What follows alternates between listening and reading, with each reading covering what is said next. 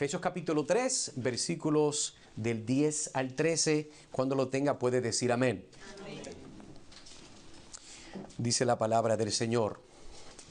Para que la multiforme sabiduría de Dios sea ahora dada a conocer por medio de la iglesia los principados y potestades en los lugares celestiales, conforme al propósito eterno que hizo en Cristo Jesús nuestro Señor, en quien tenemos seguridad y acceso con confianza por medio de la fe en Él. Por lo cual pido que no desmayéis a causa de mis tribulaciones por vosotros, las cuales son vuestra gloria. Hermanos, esta es la palabra del Señor. Alabado sea Dios. El llamado de esta mañana, hermanos, ya terminando como quien dice esta sección, sería: revelemos con valentía la sabiduría multiforme de Dios a los gobernantes y autoridades en los lugares celestiales, demostrando su propósito eterno cumplido en Cristo Jesús, y mantenerte firme en la fe. ¿Con qué? Con confianza. Eso es lo que vamos a estar viendo en los próximos minutos, así nos ayude el Señor. Nuestro bosquejo es uno sencillo. Vamos a ver en 3 encabezados: la iglesia como reveladora de la sabiduría de Dios, versículo 10. El segundo encabezado, el propósito eterno de Dios cumplido en Cristo, versículo 11. Y versículos 2 y 13 vamos a ver confianza y valentía a través de la fe en Cristo. Así que eso es lo que vamos a estar viendo, estudiando esta mañana. Entramos entonces en nuestro primero encabezado, y con su Biblia abierta pudiera continuar siguiéndome. Efesios capítulo 3, versículo 10. Leo para entonces entrar y comenzar a ver más de cerca lo que el Espíritu nos está diciendo. Dice: para que la multiforme sabiduría de Dios sea ahora dada a conocer por medio de la iglesia a los principados y potestades en los lugares celestiales. Es interesante porque en las semanas que hemos estado llevando a cabo este estudio, hemos visto que la idea general de lo que Pablo nos está dando, esta idea por la cual, dicho sea de paso, está encarcelado, es porque Pablo se le revela este concepto que Dios tenía, como quien dice, escondido en el Antiguo Testamento, de que algún día no solamente los judíos, sino también los gentiles, cualquier otra persona que no es judío, iban a ser juntos parte del cuerpo de Cristo. Y como lo habíamos mencionado, y no puedo hacer todo, ¿verdad? Obviamente el conteo de lo que habíamos visto. El reto es de que esto es algo que no está dentro de la conformidad cultural. Los judíos no podían aceptar ni jamás iban a ver de que habían otras personas que no fueran aparte de ellos que iban a participar de la gracia de Dios. Eso es imposible. Eso es imposible porque a quien Dios se reveló fue Israel. A quien Dios decidió, obviamente, por razones porque Él le dio la gana, fue escoger esta nación pequeña que nadie le importa, no tiene nada, como que dice, especial. Y Dios entonces dice: yo te voy a escoger a ti para hacer algo grande contigo. De ti entonces llegaría, ¿verdad?, el Mesías, la semilla de Abraham.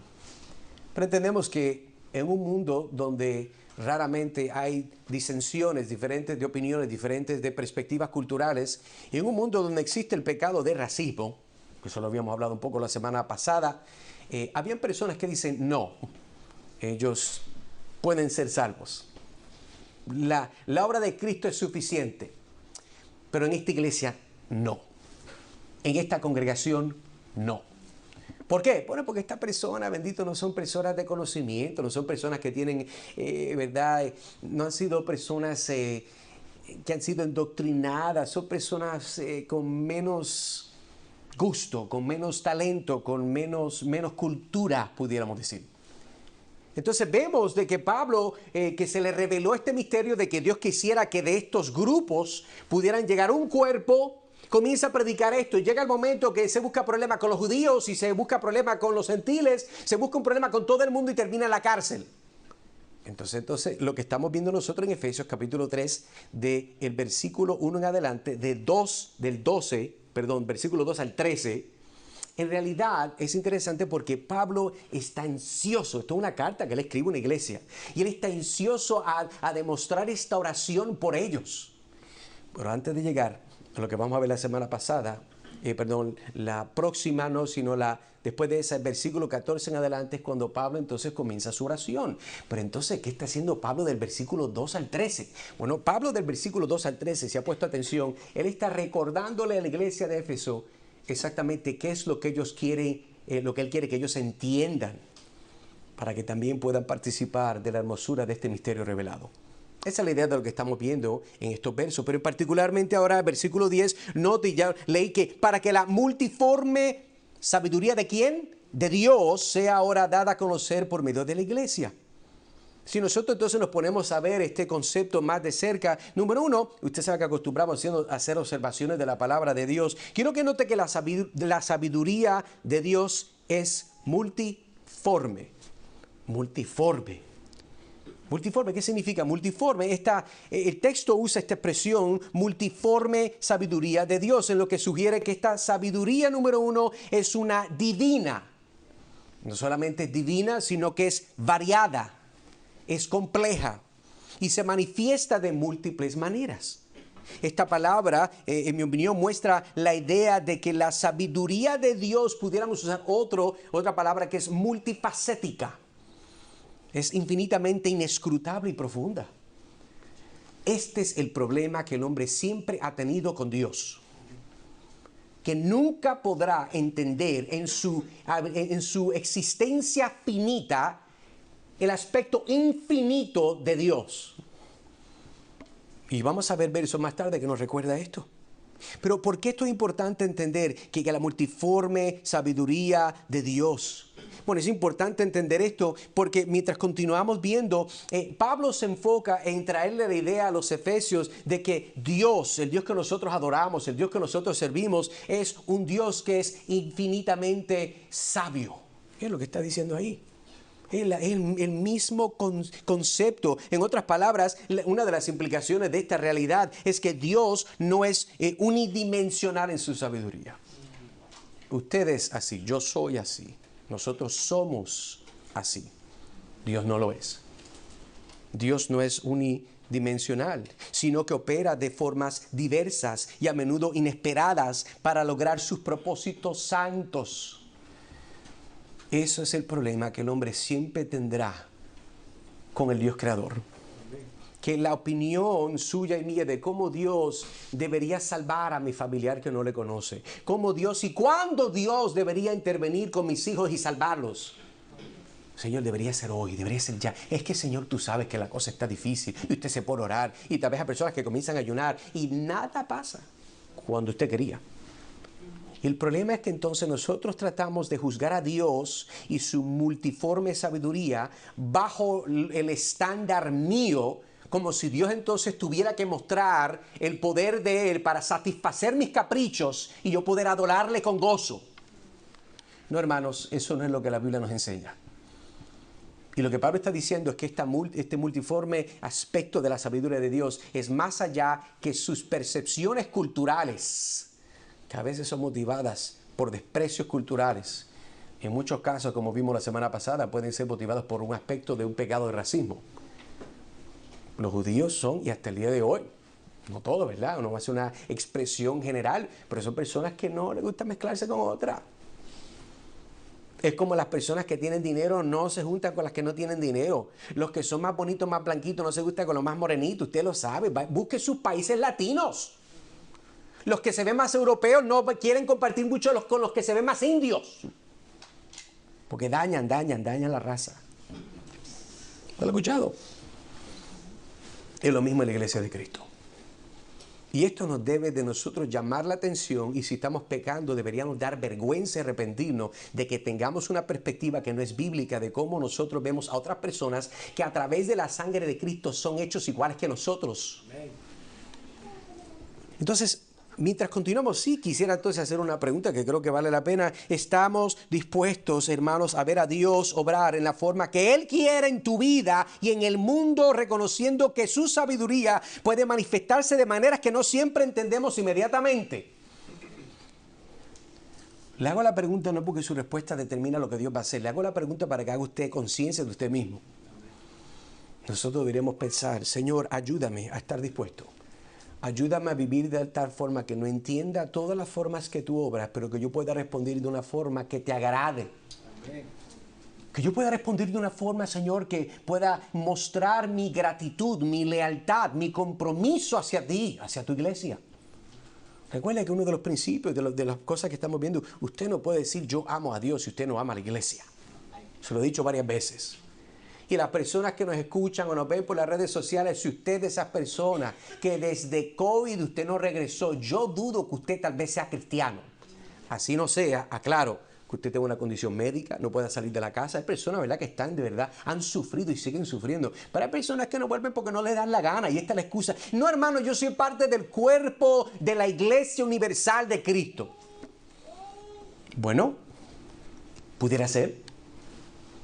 Pero si usted no es parte de una iglesia local, usted no es parte de ninguna iglesia universal. Usted no puede decir, yo amo a la cabeza del cuerpo que yo pertenezco, pero no pertenezco a ningún cuerpo, la cual Cristo es la cabeza. Es una contradicción. Y hay una confrontación que está sucediendo aquí. Y la palabra de Dios les está llamando a nosotros a entender que hay una multiforme sabiduría de Dios.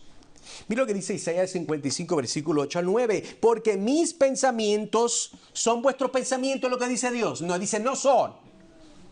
No son vuestros pensamientos, ni vuestros caminos, mis caminos, dice Jehová. ¿Cómo son más altos los cielos que la tierra? Así son mis caminos más altos que vuestros caminos y mis pensamientos más que vuestros pensamientos. Hay mucha altura en la atmósfera. Y Dios, usando su perfecta creación, dice, la similitud de la forma que tú piensas y yo pensamos es la diferencia de la altitud más alta que tú puedes llegar. Nada que ver. No es lo mismo.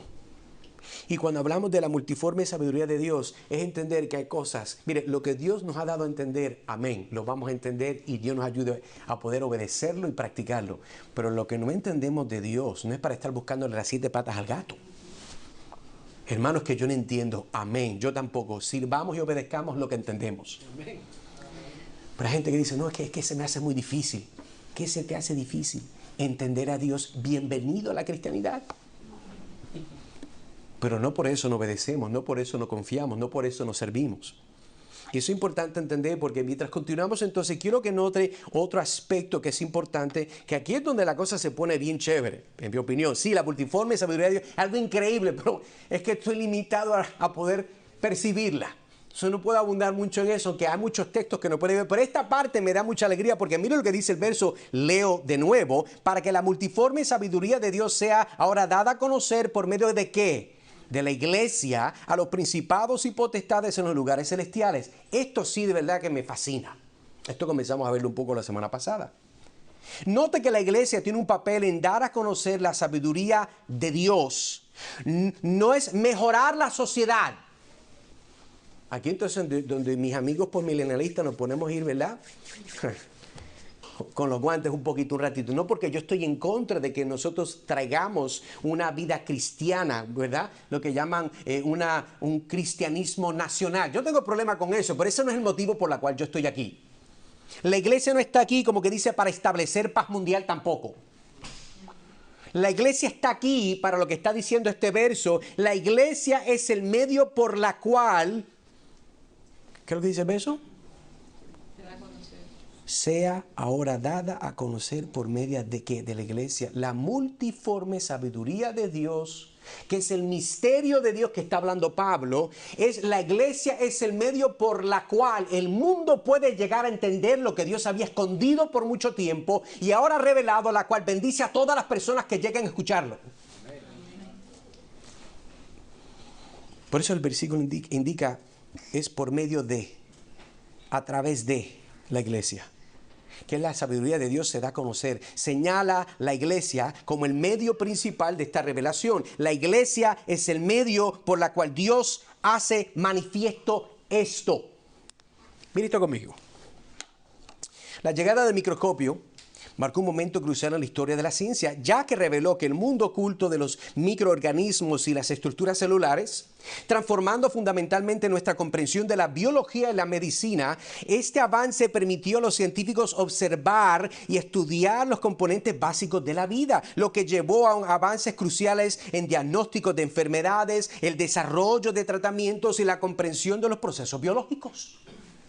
El impacto del microscopio se extiende más allá de la biología, influyendo en diferentes campos como la química, la ciencia de materiales y nanotecnología, y continúa impulsando la innovación y el descubrimiento, beneficiando profundamente a nuestra sociedad al mejorar su salud y mi salud. Avanzar en la tecnología y profundizar nuestro conocimiento del mundo natural. Señor, gracias por el hombre, tal vez fue cristiano, asumo yo, que inventó el microscopio. De la misma forma, Dios crea la iglesia para aquello que siempre existió. Ahora se pueda ver.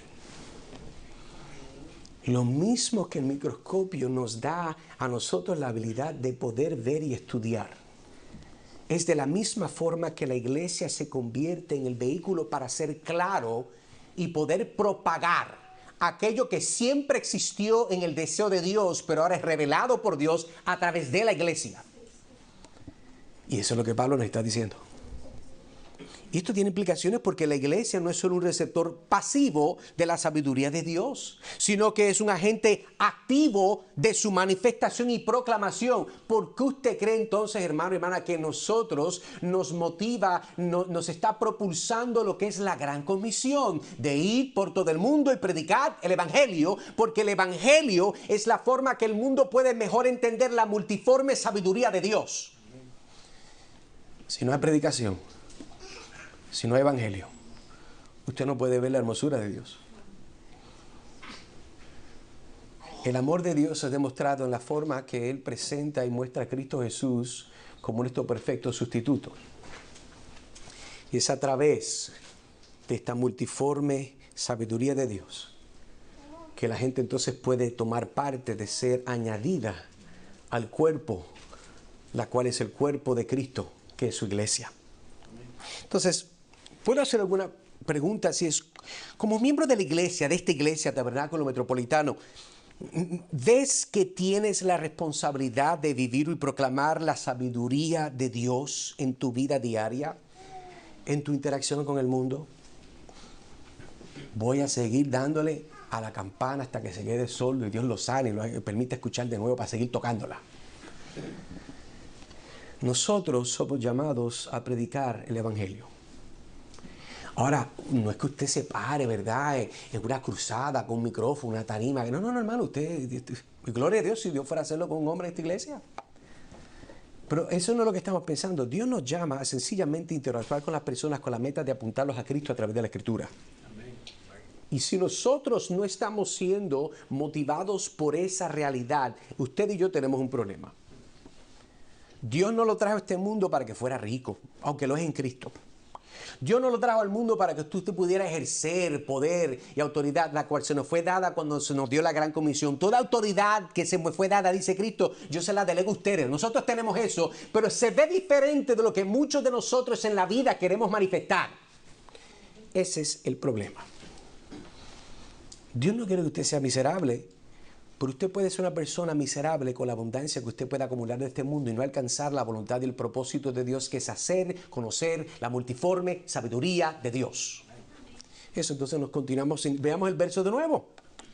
Mire entonces, versículo 10, para que la multiforme sabiduría de Dios sea ahora dada a conocer por medio de la gracia a los principios y, ¿qué dice? A los principados y potestades en los lugares celestiales. Interesante, porque esta parte del verso nos dice que la iglesia tiene un papel en dar a conocer, escuche bien, la sabiduría de Dios. Amén. Ya entendimos esa parte.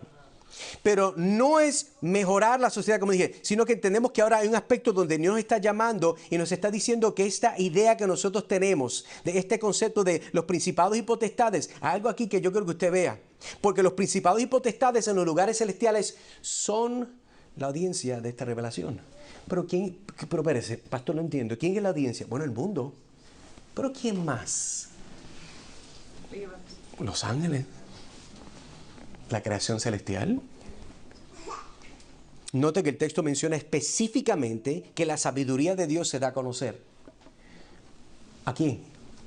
Bueno, entendemos a las personas que están alrededor de nosotros, pero no somos los únicos. Mire el texto. A los principados y potestades en los lugares celestiales. Esto refleja las jerarquías espirituales en los lugares celestiales que están observando esta revelación. En otras palabras, hay cosas que la creación celestial no supo hasta que se reveló. Mire 1 Corintios capítulo 4, versículo 9. Porque según pienso, Dios nos ha exhibido a nosotros los apóstoles como postreros, como a sentenciados a muerte, pues hemos llegado a ser espectáculo al mundo, a los ángeles y ¿a quién? A los hombres. Uy, Pablo, esa palabra suena como que muy de show. Eso suena como premio lo nuestro. Eso suena, ¿verdad? Como los Grammy, eso de espectáculo. Pero no lo está usando de la forma que usted lo entiende.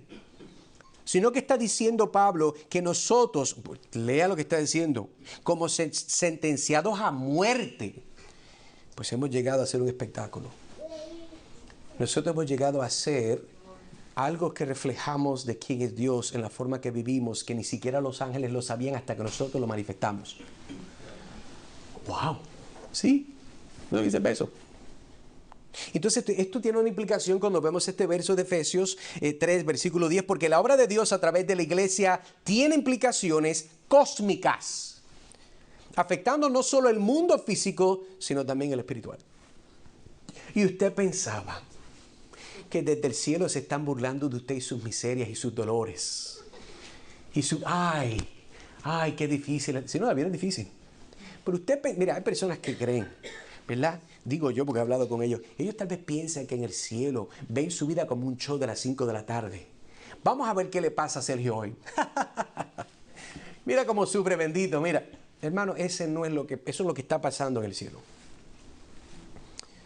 En el cielo hay adoración al Trino Dios. Y no solamente adoración al Trino Dios, que dicen santo, santo, santo, pero en el cielo también hay una audiencia captiva para ver cómo es que la iglesia de Cristo, que es el cuerpo de Cristo, manifiesta constantemente la multisabiduría de Dios a través de la predicación del Evangelio y la forma que sostienen la realidad de vivir como vidas que son transformadas por el Evangelio.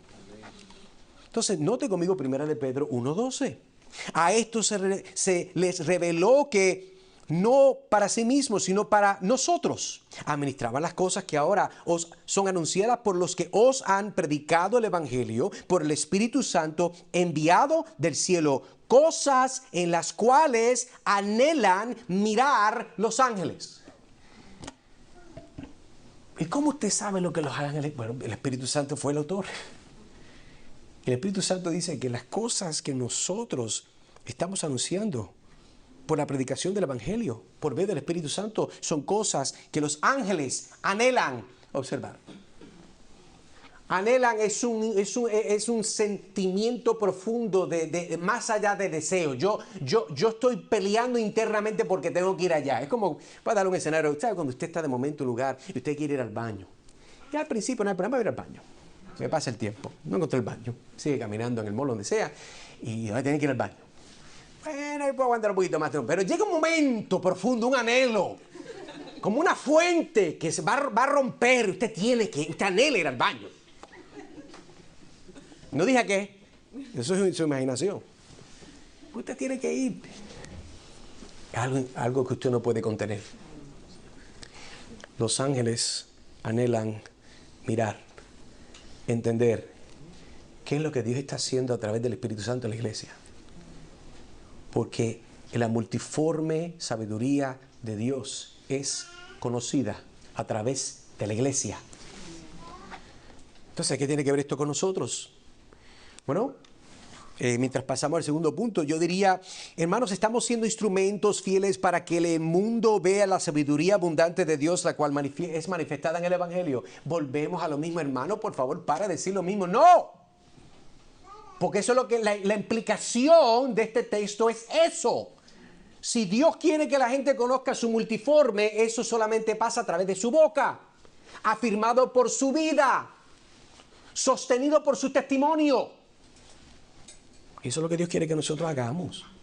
Entonces, hemos visto cómo la multiforme sabiduría de Dios se revela a través de la iglesia en los ámbitos celestiales, versículo 10. Ahora entonces pasemos al versículo 11, donde Pablo explica que esta revelación está en línea con el propósito eterno que Dios cumplió en Cristo Jesús, Señor nuestro. Esto nos lleva al segundo encabezado, el propósito eterno de Dios cumplido ¿en quién?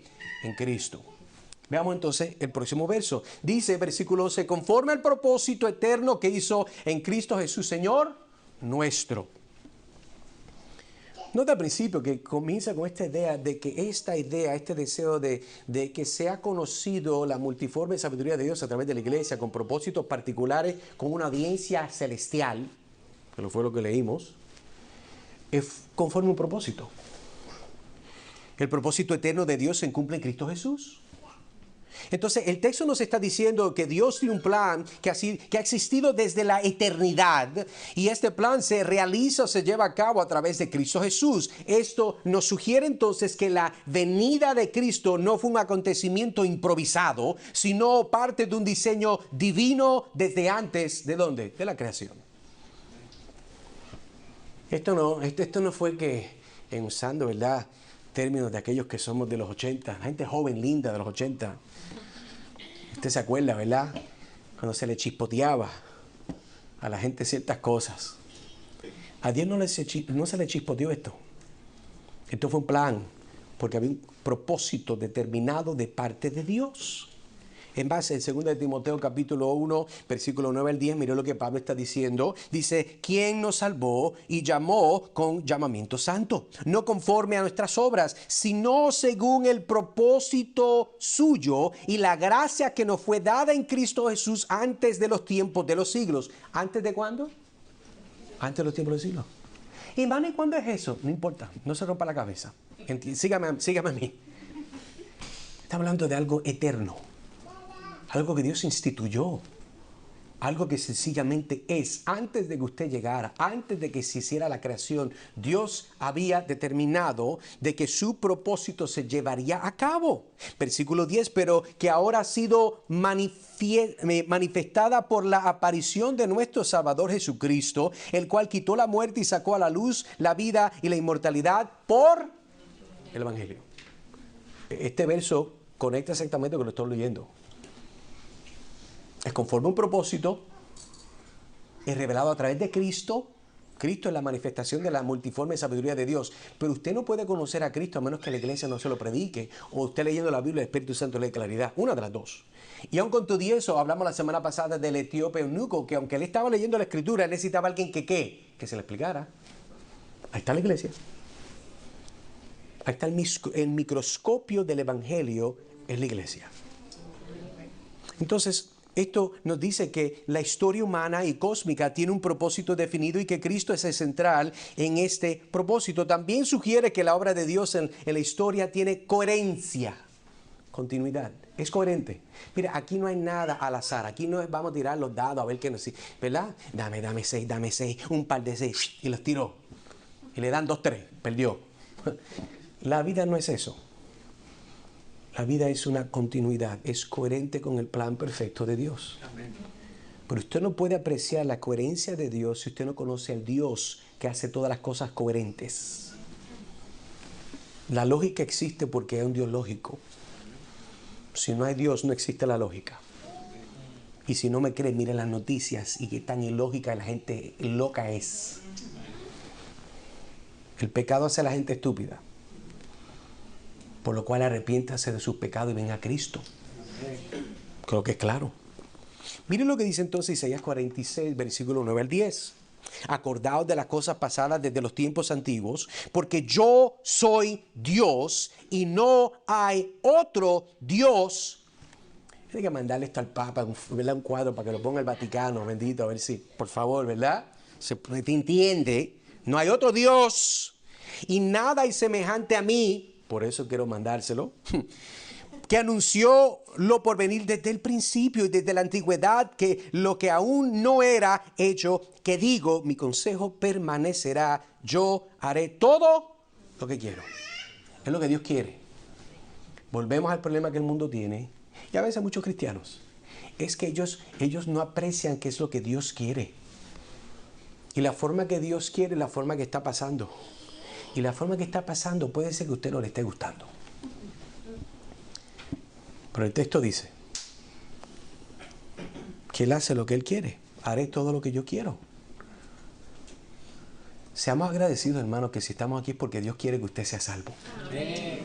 Seamos agradecidos que tal vez no tiene todo lo que usted quiere, cómo lo quiere, cuándo lo quiere, de la forma que usted lo quiere, pero que hay un Dios que lo tolera a usted a causa de la obra de Cristo y esperanza para usted. Amén.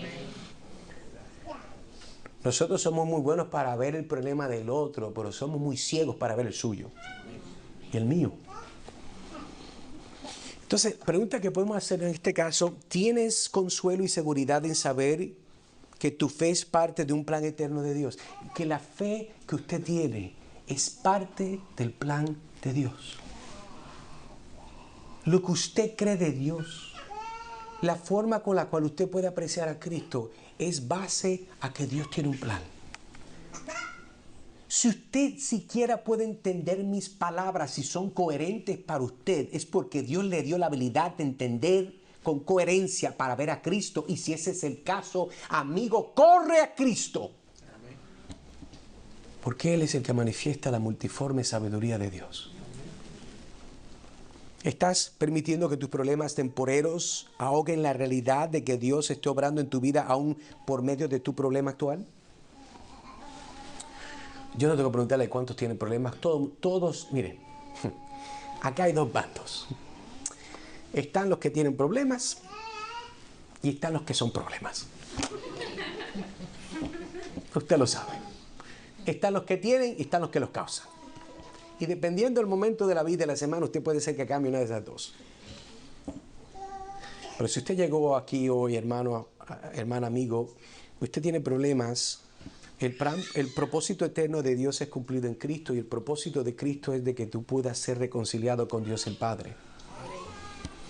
Ese es el propósito de Dios.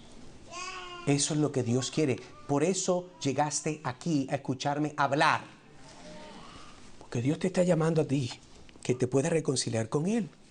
Entonces ahora, después de haber establecido el propósito eterno de Dios cumplido en Cristo Jesús, Pablo ahora nos explica las profundidades, estas implicaciones que esta realidad tiene para nuestra relación con Dios y para su propio ministerio. Mire conmigo entonces. Mire conmigo, seguimos el versículo 11 y adelanto. Leo de nuevo: conforme al propósito eterno que hizo en Cristo Jesús, Señor nuestro. Hay unas observaciones aquí que hay que hacer que son importantes. Pablo usa esta frase, nuestro Señor. ¿Él se refiere a quién? A Cristo. Esta frase afirma la deidad de Cristo y su autoridad sobre los creyentes. Esta palabra Señor, que en el griego es una palabra que se conoce muy común, es kurios, era un título usado para Dios en el Antiguo Testamento, y su aplicación a Jesús es significativa. En otras palabras, cuando se le llama a Cristo Señor, se le está atribuyendo deidad, porque Él es Dios. Por eso es que los judíos, cuando Jesús dice, yo y mi Padre somos uno,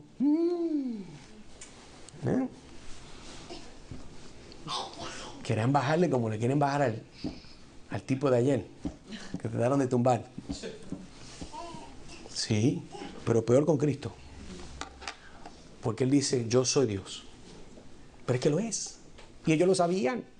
Pero quiero que vea algo en particular en la Escritura. Filipenses 2:11. Esto es una secuencia que voy a leer rapidito. Y toda lengua confiese que Jesucristo es el Señor, para gloria de Dios el Padre. Romanos 10:9. Que si confesares con tu boca que Jesús es el Señor y creyeres en tu corazón que Dios le levantó de los muertos, serás salvo. 1 Corintios 12:3 dice, por tanto os hago saber que nadie que hable por el Espíritu de Dios llama anatema a Jesús, y nadie puede llamar a Jesús Señor sino por el Espíritu Santo. Lucas 2:11, que os ha nacido hoy en la ciudad de David un Salvador, que es Cristo el Señor. Cristo el Curios. Cristo el que manda. Esto implica que los primeros cristianos, incluido Pablo, veían a Jesús como divino y merecedor de la misma reverencia y obediencia que se le da a Dios el Padre. Por eso en Juan 5, versículo 22-23 dice, porque el Padre a nadie juzga, sino que todo el juicio dio al Hijo, para que todos honren al Hijo como honran al Padre. El que no honra al Hijo no honra al Padre que le envió. Usted niega a Cristo, usted niega al Padre. Ese es el problema del mundo. Oh, no, bendito que Jesús era un buen profeta, buena gente, bendito, qué buenas lecciones él dio. Ah, qué bonito. Y sí, tal vez hizo unos milagros. No sabemos de verdad que son milagros, pero son milagros. No hizo milagros. Nadie lo ha encontrado, no lo va a encontrar. No está en una tumba, porque resucitó. Mahoma, Buda, el gordito, ¿verdad? Buena gente que le pone las chinas cuando va al lugar el chino, ¿verdad? Le pone las chinas ahí, ¿usted ha visto? ¿Verdad? Mahoma, no va a hablar de ese tipo porque usted sabe que ese señor pues no conocía al Señor, era un señor mal, estaba mal de la mente. Y otras las religiones, desde los mormones, los testigos de Jehová, la lista es larga. Y los dioses de esa gente no son el Dios verdadero. El Dios de ellos no es Cristo. Y aunque mencionan, oh, sí, nosotros creemos en Cristo, perdónenme, no es la misma persona. Eso es como que yo un día, ¿verdad? Diga, fíjese qué privilegio. Yo digo, ¿usted conoce al hermano Eric de nuestra iglesia? Sí, sí, mexicano, buena gente. Ay, sí, sí, no, muchacho. Y me dicen, ese hermano Eric, wow, yo cuando lo conocí, yo estaba impresionado. Yo también, yo lo quiero mucho, hombre trabajador, tremendo, sí, no. Mira, yo nunca he visto un mexicano tan alto, muchacho, 6'3", con ojos azules. El tipo así, como... Y yo, espérate. No creo que estamos hablando del mismo Eric. El mío es más bonito. El punto es que la gente puede hablar que conocen a Cristo, pero lo que describen de cómo ese Cristo funciona no es bíblico. Es un falso Dios. Entonces, la pregunta que podemos hacer, ¿qué significa para ti cuando escuchas que Jesús es el Señor? ¿Sientes gratitud, agradecimiento, dolor, esperanza, gozo? ¿Te molesta? Sí, Jesús es el Señor. Tengo que leer la Biblia. Espérate, ¿cómo que tienes que leer la Biblia? A ti se te da el privilegio de leer la Biblia. Dios te dio vida para que te levantes y vivas para Él. Pero cuando esta idea de que Jesucristo es el Señor no es correcta, nosotros puede ser que pequemos hasta el punto de blasfemiar, porque estamos actuando de una forma que no es correcta. Mire conmigo entonces, mientras continuamos en esta idea, entremos entonces a lo que sería versículos 12 y 13. Confianza y valentía a través de la fe en Cristo Jesús. Mire conmigo y seguimos aquí. ¿En quién tenemos seguridad de acceso con confianza por medio de la fe en Cristo? La fe en Él, hablando de Jesús. Por la cual pido que no desmayéis a causa de mis tribulaciones por vosotros, las cuales son vuestra gloria. Nota que aquí una de las cosas que Pablo está diciendo, en Cristo y por la fe en Él tenemos ¿qué? Seguridad. Es interesante porque usted pudiera mover las palabras un poquito y puede también leer de esta forma. ¿En quién? Por medio de la fe tenemos seguridad de acceso con confianza. Dice lo mismo, pero la forma que el Espíritu Santo lo pone de esta forma es porque es enfático en la idea que nosotros tenemos que acceso y confianza. Lo que en el griego usualmente se pone adelante tiene un aspecto enfático. Lo que está haciendo énfasis el apóstol Pablo es que hay seguridad y hay un acceso, pero ese acceso viene con confianza, no con miedo. Y eso es como resultado de la fe.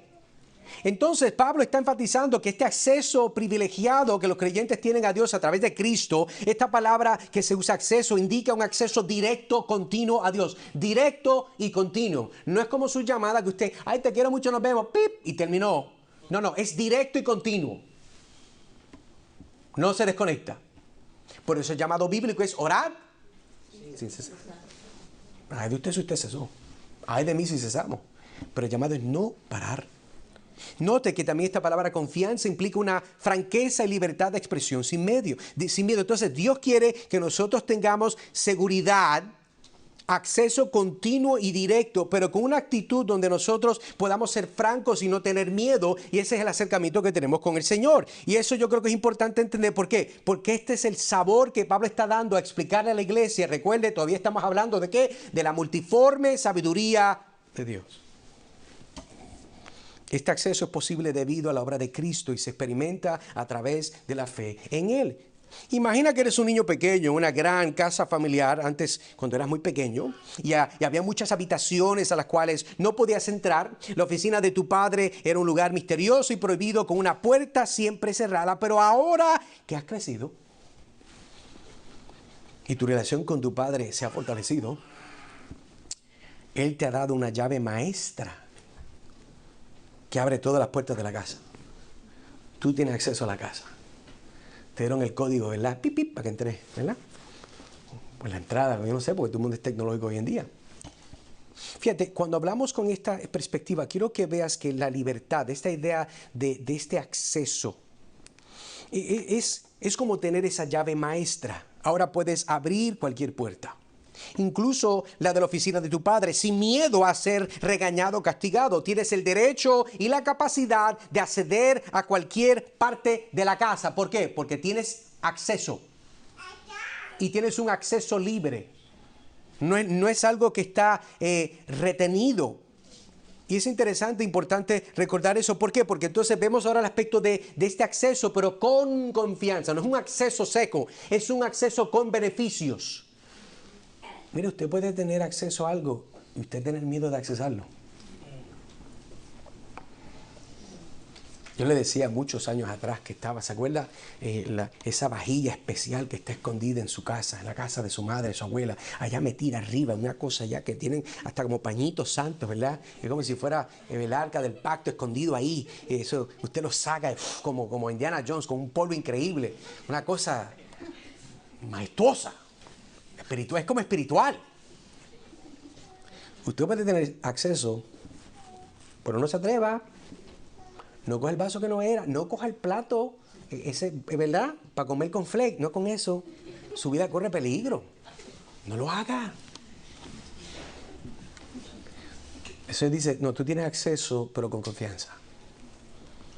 Y es importante porque la confianza es ese sentimiento que tienes al usar esa llave. No dudas en usarla porque sabes que tu padre te la dio. Estás seguro totalmente que serás bienvenido en cualquier habitación que elijas entrar, incluso en la oficina de tu padre. Entonces, ¿qué implica lo que estamos leyendo? Bueno, esta verdad implica un cambio radical en la relación entre Dios y los seres humanos. Ya no hay barreras entre los creyentes y Dios. Y podemos acercarnos a Él con confianza, sin temor de ser rechazados. Si Cristo no está, usted no se acerca jamás a Dios, el Padre. Cristo dijo, yo soy el camino, yo soy la verdad, yo soy la vida. Tú jamás llegas al Padre. Jamás.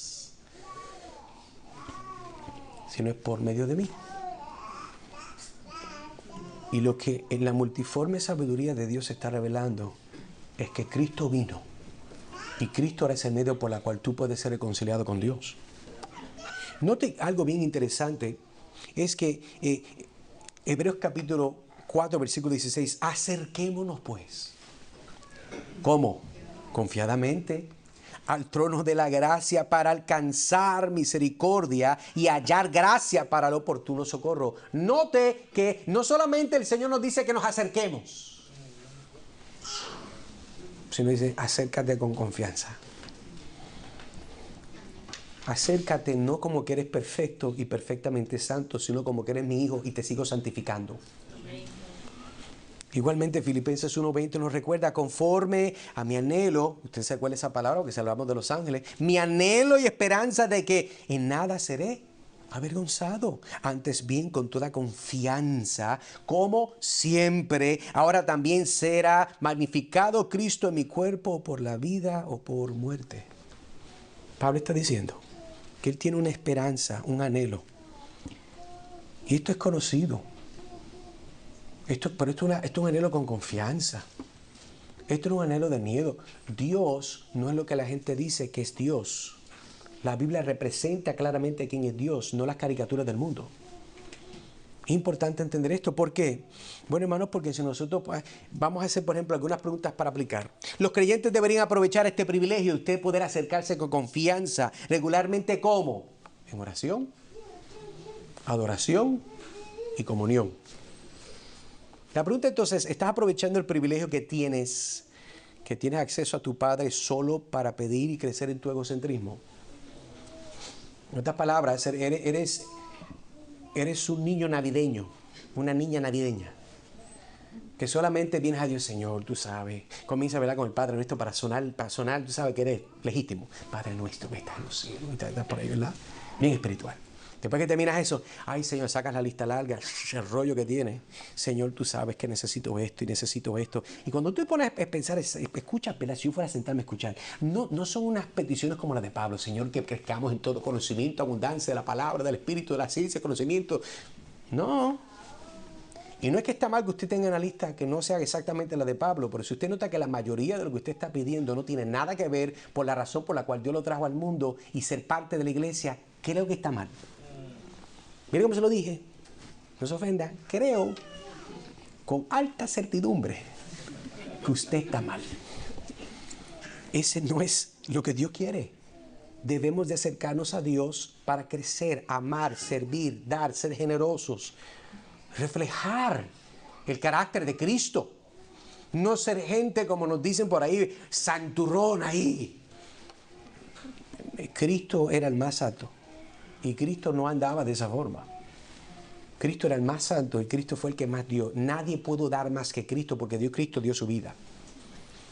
Entonces continuamos viendo y terminamos este verso. En quien tenemos seguridad de acceso con confianza por medio de la fe en Él, por la cual pido que no desmayéis. Esto es lo que está diciendo Pablo. No desmayen. ¿Por qué? A causa de mis tribulaciones por vosotros, las cuales son vuestra gloria. Entonces Pablo ahora pide a los efesios que no desmayen por sus ¿qué? Por sus sufrimientos. Y Pablo entonces está escribiendo, recuerde de dónde, no está en el Hilton, no está en Disney, donde estuve yo el otro día con ustedes, algunos compartiendo, no. Él está en una cárcel. Y reconoce que sus tribulaciones podrían ser una fuente de desánimo para los efesios. ¿Por qué? Ay, bendito, pero es que Pablo es de los mejores que Dios ha traído para ayudarnos. Y bendito, si Pablo no lo puede hacer, ¿qué vamos a hacer nosotros? Si Pablo no puede, estamos fritos. Y él sabía que la gente lo podía ver de esa forma. Sin embargo, él ve sus sufrimientos como algo que es por vosotros. Eso es lo que dice el verso. Sugiriendo que tiene un propósito positivo en el plan de Dios para la iglesia. Que eso es lo que Pablo está diciendo. Ahora, imagina un bombero que se adentra de un edificio en llamas para rescatar a las personas atrapadas en su interior. Y a medida que avanza el calor abrasador, el humo asfixiante, el peligro constante pone su vida en riesgo. Yo por eso pudiera hacer muchas cosas, yo no sirvo para eso. Yo puedo servir para tirarme a una piscina, bueno, es otro tema. A pesar del dolor, el sufrimiento que experimenta el bombero sigue hacia adelante, decidió a salvar a tantos como pueda. Él sabe que su sacrificio y su valentía pueden hacer la diferencia entre la vida y la muerte para aquellos dentro del edificio. Y de una manera similar, Pablo soportó enormes sufrimientos y peligros por el bien de la iglesia. Pablo, sabrás, ¿verdad?, si se le quemó el pelito por el lado mientras sacaba gente del fuego del infierno, de esas iglesias locas, de lugares, de sectas del diablo. Pablo sufría en las cárceles, fue apedreado, latigado, naufragado, es todo. Moribundo. En su misión de llevar el evangelio y fortalecer a los creyentes, se enfrentó persecuciones, prisiones, azotes, naufragios. Como el bombero que se enfrenta al fuego para salvar las vidas, Pablo soportó estas pruebas para rescatar espiritualmente a los perdidos y edificar la iglesia, hacer conocida la multiforme sabiduría de Dios. Entonces, el sufrimiento por el evangelio no es un signo de fracaso o abandono de Dios. Cuando hablamos de sufrimiento, muchas personas piensan todas las dificultades que usted tiene, sus depresiones, sus situaciones. Yo no estoy hablando de eso ahora, estoy hablando del sufrimiento que es causado a causa del evangelio, a causa de su participación activa del evangelio, no pasiva, activa. Como esos hermanos y hombres y mujeres que conocemos que van a predicar el evangelio, le roban sus carros, le prenden fuego a sus casas, quebrantan las iglesias. Terroristas que llevan a sus esposas, llevan a sus niñas, a sus hijos. Es cosas horribles que pasan en el mundo. Pasa que en las noticias no aparecen, y menos en Facebook. Pero están pasando. Ese es el sufrimiento que Pablo está diciendo. Mire, no desmaye. Mire, créame, él no se lo dijo. La cosa es mala, pero no está mala. Si Cristo está siendo predicado, estamos bien.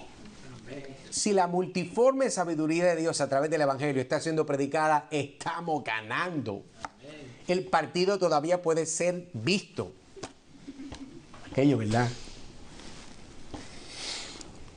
Y eso, hermano, es importante entender. ¿Por qué? Porque termino con esto haciendo tal vez unas últimas preguntas. Si fuéramos a hablar del privilegio y la bendición de sufrir por Jesús, ¿cuáles serían tus historias?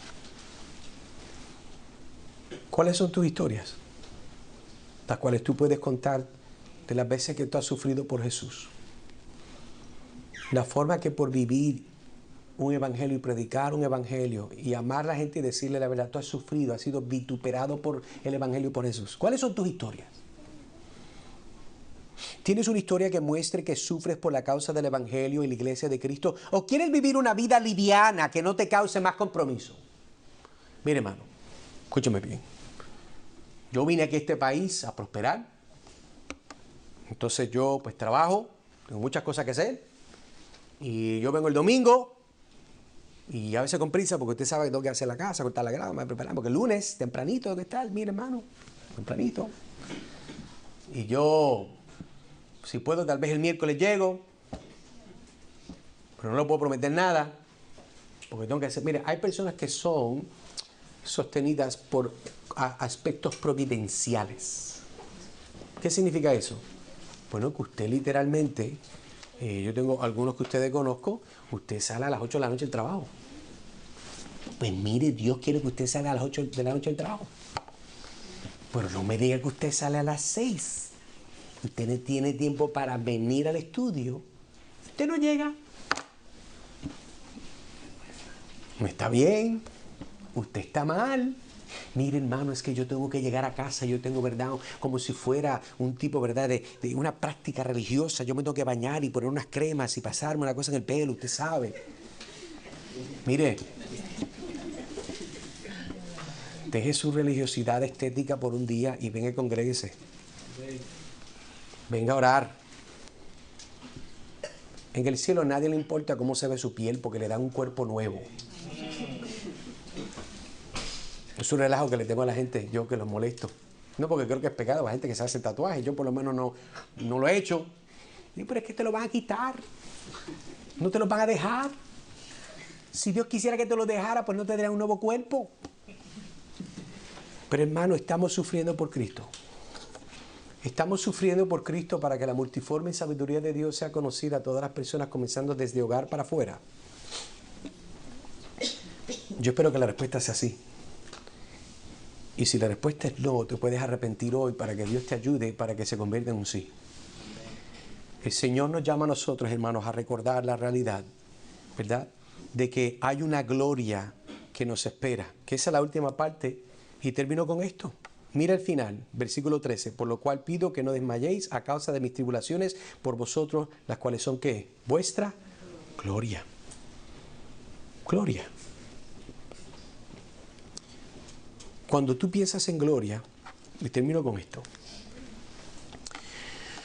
Imagínate un escultor que trabaja incansablemente en una pieza de mármol. El mármol comienza como un bloque sin forma, pero el escultor ve algo hermoso en su interior. Día tras día, poco a poco, golpea y cincela la piedra, soportando el polvo y la fatiga, dedicando todo su esfuerzo y su visión. Y cada golpe, cada martillazo, cada cincel, cada fragmento que cae, cada momento de esfuerzo y dolor del escultor contribuye a la creación de una obra maestra.